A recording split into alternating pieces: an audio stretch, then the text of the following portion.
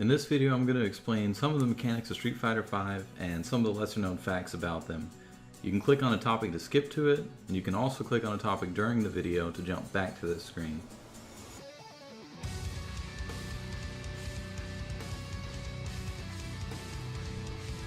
Let's get the most obvious one out of the way, the health bar. The base objective of a fighting game is to get your opponent's health to zero. In Street Fighter V, it's no different. One thing that is different though in Street Fighter V is that as your health gets closer to zero, you start taking less damage. So at 50%, you take 95% of normal damage, at 30%, you take 90% of normal damage, and at 15% health, you take 75% of normal damage. When you take damage in Street Fighter V, you also take stun damage.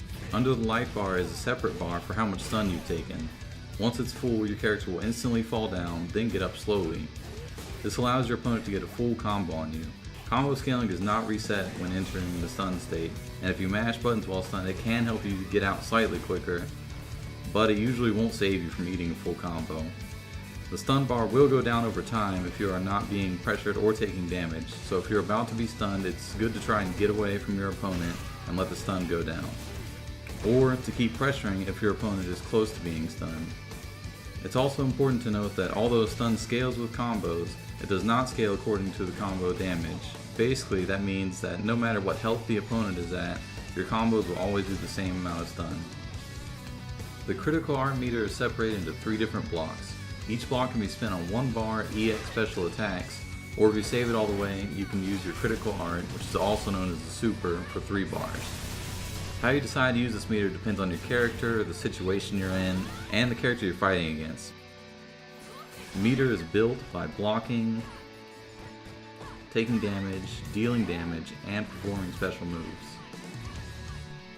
Above the critical art meter there is the V-gauge meter. How many bars of V-gauge you have depends on what character you're playing. It's built by blocking, taking damage, and landing crush counters, or by using your character's V-skill correctly. There are 2 ways to spin this meter. You can use 1 bar for a V-reversal, or all the bars for your V-trigger, which is different depending on your character as well. V-reversal, on the other hand, is generally used the same between the whole cast. Although they do have slight differences, V-reversal is used by pressing forward in either all punches or forward in all kicks while your character is in block stun. It has attack invulnerability, stops pressure, deals potential damage, and reduces your current stun by 20%. The downside to V-reversal is that it can be thrown and some are slow enough that they can be blocked after pressuring, but almost all V-reversals are safe on block. Alright, so let's talk about potential damage in Street Fighter V. It's also known as gray light. When you block medium or heavy normal attacks, armor an attack, or hit someone with a V-reversal, they do potential damage. This is shown on the health bar in gray, hence the name. Gray life works similar to stun. If you are being pressured, it will continue to build up or stay where it's at. If you aren't on the defensive, then you will start regaining your life. If you are hit, then you will lose the health you would normally lose, plus all the gray life you had built up. Gray life also won't save you from dying of chip.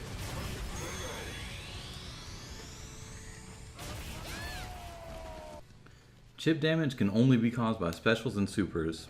Chip damage takes away a small amount of life immediately. If you have no health left, you can't die from normal chip damage. It takes chip damage from a super to finish the job, so it can be wise to save your meter to chip kill with your super.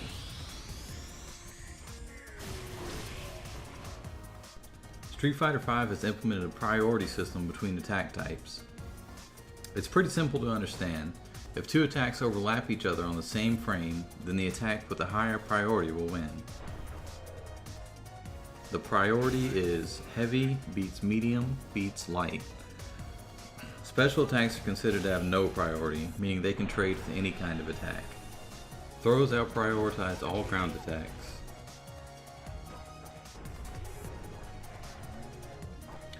Some moves can be immediately cancelled into either a special, V-trigger, or super.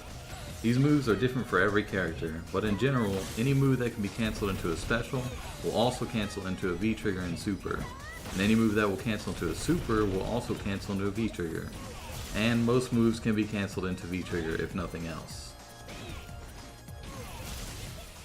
When you get knocked down, there are 3 different ways to get back to your feet. If you press 2 punches or mash down while you're hitting the ground, you will do a normal recovery. This is the fastest recovery, but your character stands back up where they hit the ground. If you press 2 kicks or mash back, then you will do a back recovery, moving you further away from your opponent but also taking a little more time to recover. If you don't do either of these, you will get no recovery, where your character lays on the ground for a long time and then finally stands up in place. All of these have full invuln until you fully recover. Another property of some attacks is for it to have invulnerability. This means exactly what it sounds like. While doing these moves, the opponent can't be hit at all.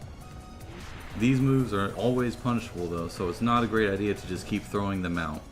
Some moves only have a certain type of invuln, such as upper invuln, meaning only the upper half of their body can't be hit, which can help them beat attacks from the air.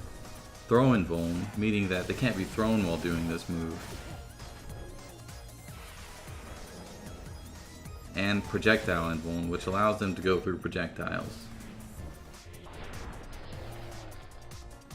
Some moves have the lesser version of invuln, armor.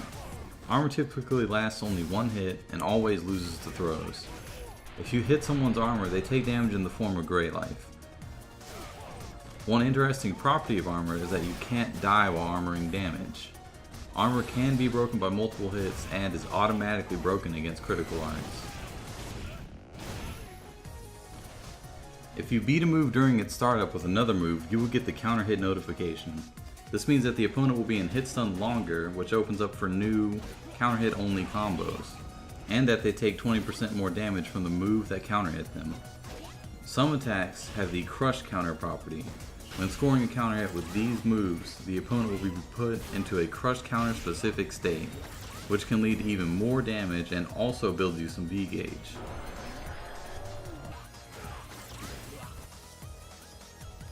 Now that you know more about the mechanics of Street Fighter V, you can start thinking about how to use them to win. Thanks for watching. You can click on the thumbnail shown to go to the next video in the series.